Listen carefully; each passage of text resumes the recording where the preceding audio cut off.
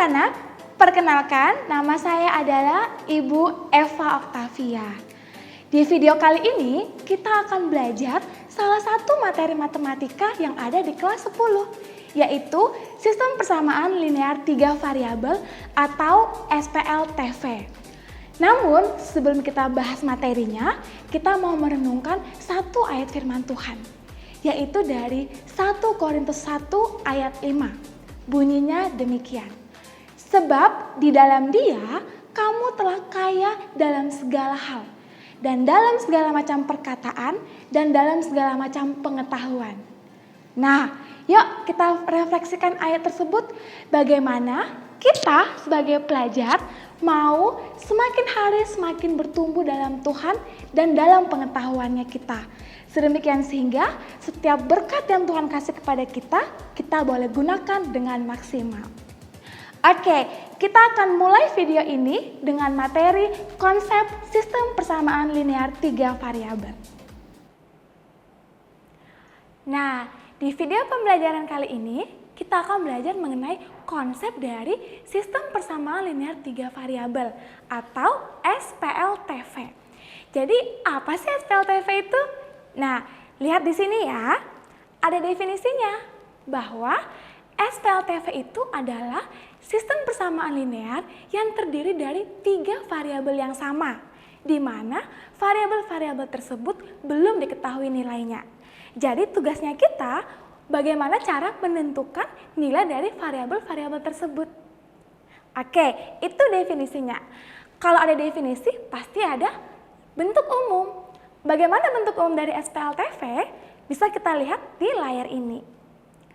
Bahwa bentuk umumnya adalah persamaan pertama, yaitu AX plus BY plus CZ sama dengan D. Kemudian ada persamaan kedua, yaitu EX plus FY plus GZ sama dengan H. Dan persamaan ketiga, yaitu IX plus JY plus KZ sama dengan L. Itulah dia bentuk umumnya.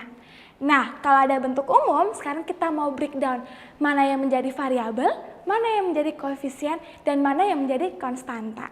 Itu dia definisinya. Sekarang kita akan masuk ke contoh pertama. Kalian perhatikan baik-baik contoh pertamanya. Oke, di sini terdapat 3 persamaan. Tugasnya kita mau melihat unsur-unsur dari sistem persamaannya apa aja.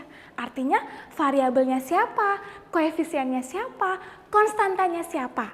Seperti itu ya. Nah, dari yang pertama yaitu variabel. Ingat, variabel itu adalah sebuah huruf dalam bentuk huruf di mana dia masing-masing terdapat di persamaan 1, 2 maupun 3. Jadi di ketiga-tiga persamaan ini huruf itu ada. Berarti kalau kalian lihat di sini ada huruf apa? Berarti ada huruf X, Y, dan Z. Maka X, Y, dan Z itulah yang akan menjadi variabelnya. Maka kita tuliskan variabel adalah X, Y, Z. Setelah variabel baru kita menentukan koefisien. Nah, koefisien ini kita harus menentukannya masing-masing di setiap persamaan.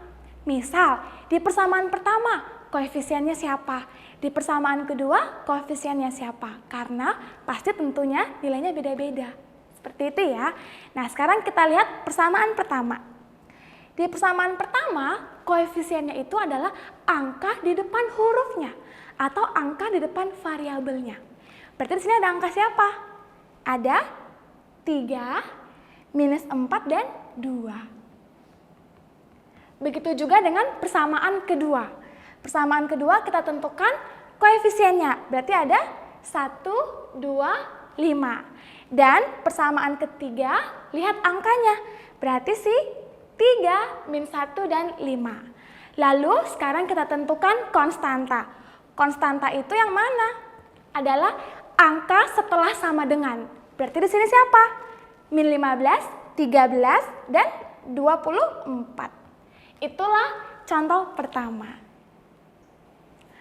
Sekarang kita akan lanjut ke contoh soal kedua. Nah, di sini sudah merupakan soal cerita. Jadi kalian harus membaca soal ceritanya dulu terlebih dahulu agar ngerti apa sih yang diketahui. Oke, setelah kalian selesai membaca, baru langkah pertama kita harus memisalkan. Kita memisalkan mana yang menjadi variabel. Berarti di sini kita buat nih. Misal. Nah, ceritanya ini kan ada 3 orang ibu-ibu yang sedang membeli buah di pasar, gitu ya. Mereka sama-sama membeli buah jeruk, salak, sama apel. Nah, karena ketiga ibu ini membeli buah yang sama, maka buah inilah yang akan kita misalkan menjadi variabelnya. Oke, sekarang si jeruk kita misalkan sebagai X. Lalu si salak itu sebagai Y dan apel sebagai Z.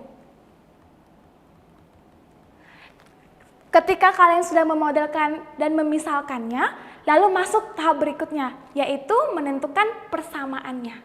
Nah, karena ini ada 3 ibu-ibu nih, jadi kita masing-masing buat persamaannya. Persamaan pertama, yaitu si Ibu Dora. Nih, lihat di soal, bahwa dikasih tahu Ibu Dora itu membeli 3 kg jeruk, 1 kg jeruk, 3 kg salak, dan 2 kg apel. Nah, dari yang diketahui ini baru kita bentuk persamaannya. Karena dia 1 kg jeruk, jeruk itu merupakan variabel X, maka menjadi 1X. Karena 1 tidak perlu kita tuliskan angkanya.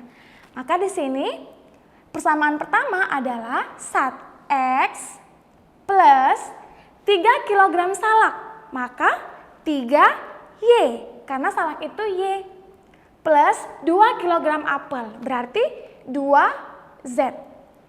Dia membayar berapa sih Ibu Dora? Dia membayar sebesar 33.000, maka sama dengan 33.000. Itu persamaan pertama.